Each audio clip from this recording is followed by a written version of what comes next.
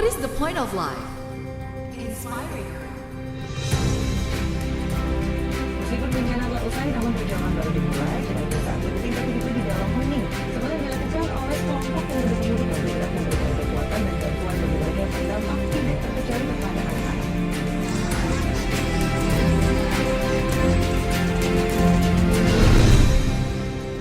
Yes, karena tadi Jason udah singgung soal fashion atau busana yang biasa teman-teman presenter Metro TV kenakan, dan itu tentunya juga tak lepas dari kerja keras teman-teman wardrobe juga. Tapi kalau kita ngomongin fashion pasti kan berkaitan sama sang penciptanya alias desainernya. Nah, yang berikut ini nih MG Listeners, kita akan ngebahas sosok yang inspiratif karena dia ini adalah seorang desainer. Aku bacain dulu ya MG Listeners ininya, background story-nya. Talenta ini sebenarnya yang mengetahui paling benar-benar kan adalah dalam diri kita, itu diri kita sendiri. Butuh perjuangan loh untuk bisa mengembangkan talenta itu untuk menjadi sebuah karya nyata, seperti kisah dari Aulia Aksan.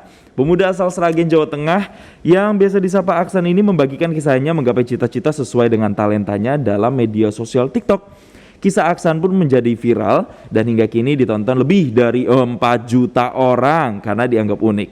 Aksan menjalani pendidikan di Sekolah Menengah Kejuruan atau SMK di jurusan otomotif.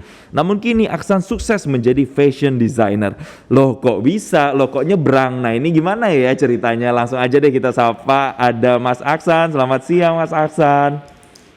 Siang Kak Jason. Siap. Mas Aksan, kabar baik ya? Sehat ya?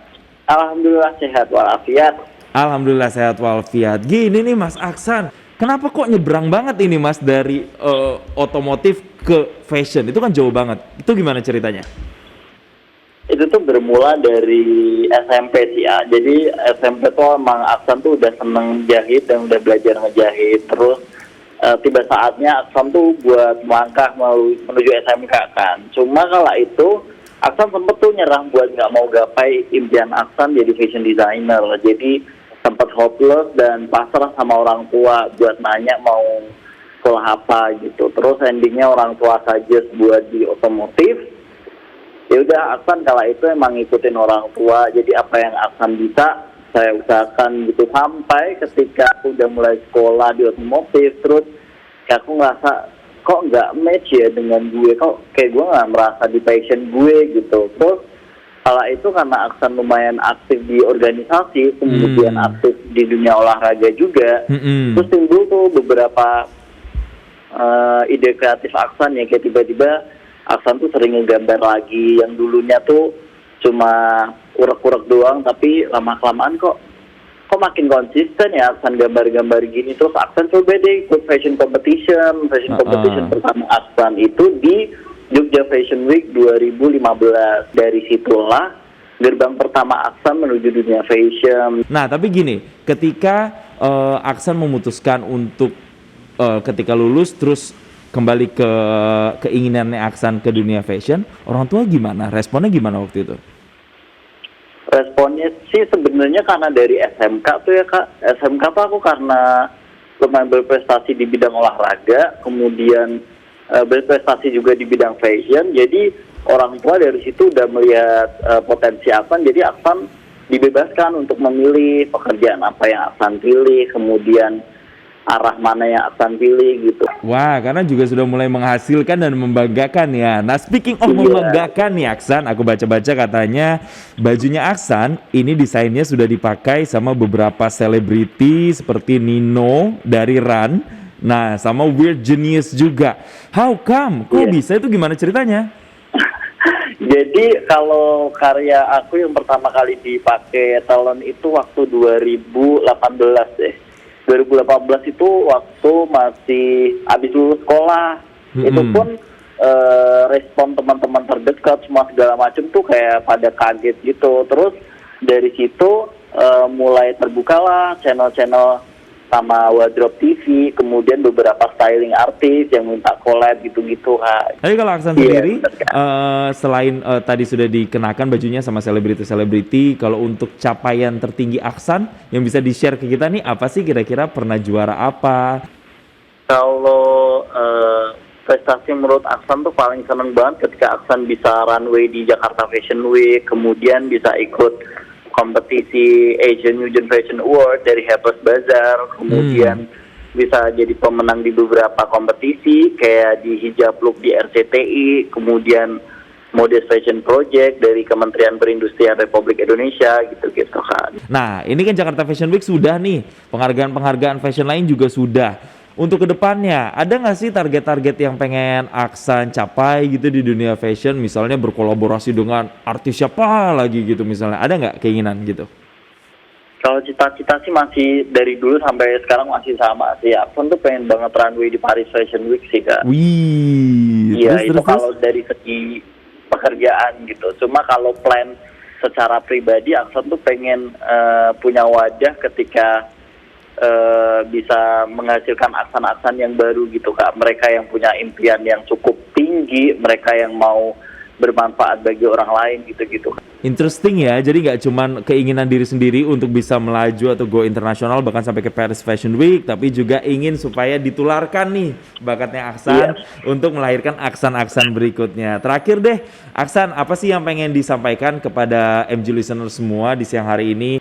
Ini sih ya, jangan takut bermimpi. Kalau kalian punya kesempatan, it's okay. Cuan bisa dicari, kesempatan nggak datang 2 kali. Bener banget, kesempatan itu nggak datang 2 kali, jadi maksimalkan, do your best and push your limits. Thank you, Aksan sudah bergabung sama kita nih di MG Radio Network, di Inspiring Around. Semoga selalu menginspirasi, nggak cuman around Aksan aja, tapi juga bahkan nanti secara nasional dan juga seluruh dunia. Thank you Aksan, sampai ketemu lagi, bye-bye. Oke, MG listeners, tadi udah denger ya gimana ceritanya Aksan yang punya mimpi besar untuk bisa belalang buana bahkan sampai ke Paris Fashion Week. Nah, kalau buat MG listeners yang punya mimpi, jangan juga berhenti ya, push your limits. Semoga ada jalannya, ada kesempatannya supaya kamu bisa menggapai mimpi. Jangan kemana-mana, Inspiring Around masih akan kembali setelah yang satu ini. MG Radio Network, more than just news. What is the point of life? Inspiring. Meskipun bencana telah usai, namun perjalanan baru dimulai. Kita bisa saatnya tinggal begitu di dalam hening. Setelah dilakukan oleh kelompok penduduk yang bergerak memberikan kekuatan dan bantuan bagi mereka yang terdampak tidak terkecuali kepada anak-anak.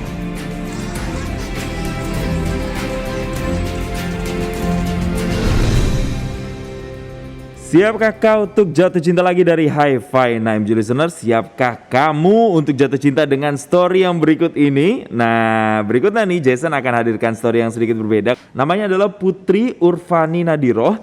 Dengan talenta dan juga kecintaannya, ia sukses melanjutkan estafet bisnis keluarganya, membangun usaha batik di Bandung, Jawa Barat.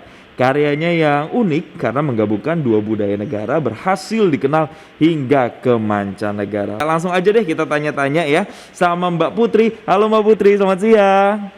Halo Mas Jason, selamat siang. Oke, sehat ya Mbak Putri ya? Sehat, alhamdulillah. Yes, jadi gini, aku udah bacain sedikit nih profil Mbak Putri. Kan katanya lagi meneruskan tongkat estafet usaha keluarga. Ini khususnya untuk batik ya, usaha batik di Bandung, Jawa Barat. Tapi kalau Mbak Putri sendiri, benar. secara personal memang suka batik atau gimana sih Mbak? Kalau ditanya kayak gitu, ini sebenarnya pertanyaannya banyak banget ya yang ngomong kayak gini. Karena dari teman-teman orang tua sendiri, mereka tuh ngiranya aku dipaksa sama orang tua. Tapi sebenarnya itu mungkin ya secara nggak sadar gitu kan, karena dari kecil aku hidup berdampingan dengan para pengrajin batik, jadi mungkin passion dan kecintaannya tuh terbentuk sendiri Mas. Karena memang orang tuaku tuh dari aku kecil tuh selalu melibatkan aku dalam setiap aktivitas bisnis mereka gitu. Soal kolaborasi nih Mbak, tadi aku sempat singgung juga sih di awal sebelum kita dialog. Katanya batik dari Mbak Putri ini dan usaha keluarganya ini menggabungkan sebenarnya 2 kebudayaan antara Indonesia sama Jepang. Ini ngegabunginnya gimana nih Mbak? Ini kan dua-duanya kontras nih, beda. Jadi gini Mas, waktu itu awalnya saya mau bikin brand si botik ini tuh karena saya pengennya target marketnya itu anak-anak muda yang pengen gimana caranya biar anak muda tuh mau pakai batik gitu. Desain-desainnya tuh harusnya seperti apa. Nah, terus saya sendiri juga kan suka nih sama shibori, sama teknik celup ikat. Kalau bahasa umumnya tuh tie-dye sih sebenarnya. Jadi kayak di Indonesia juga punya teknik tie-dye, cuman dari Jepang ini tuh lebih kompleks dan lebih terlihat modern.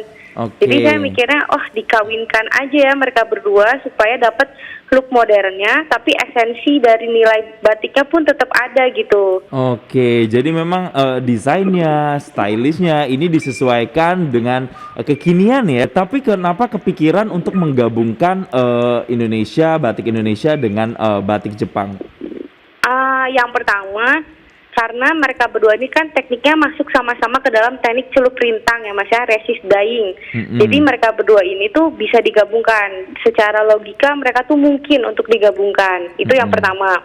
Yang kedua, kenapa Jepang gitu kan? Karena Jepang ini punya kebudayaan yang rootsnya udah cukup kuat. Jadi ketika saya mempelajari itu tuh jelas. Nah, gitu. kalau untuk si Botik ini udah berapa tahun, Mbak? Udah berapa lama sebenarnya? Si Botik ini tuh lahirnya tahun 2015, Mas.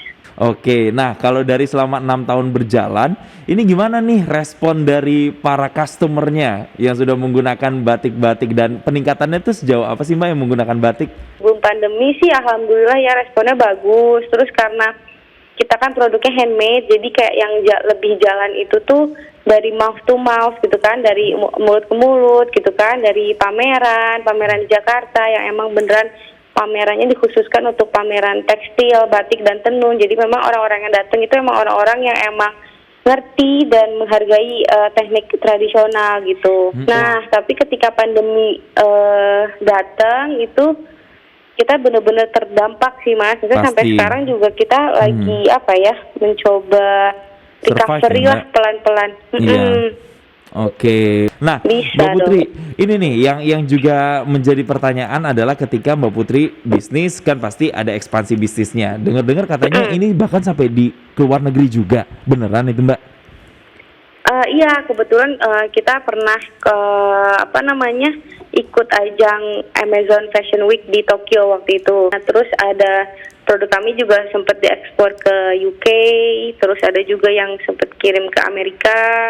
Sama kita juga pernah kerja sama desainer brand itu dari Prancis sama dari Amerika gitu. Jadi sudah menembus ini bahkan ya Jepang, benua Asia, benua Eropa ada Prancis, benua Amerika juga ya Mbak ya. Iya.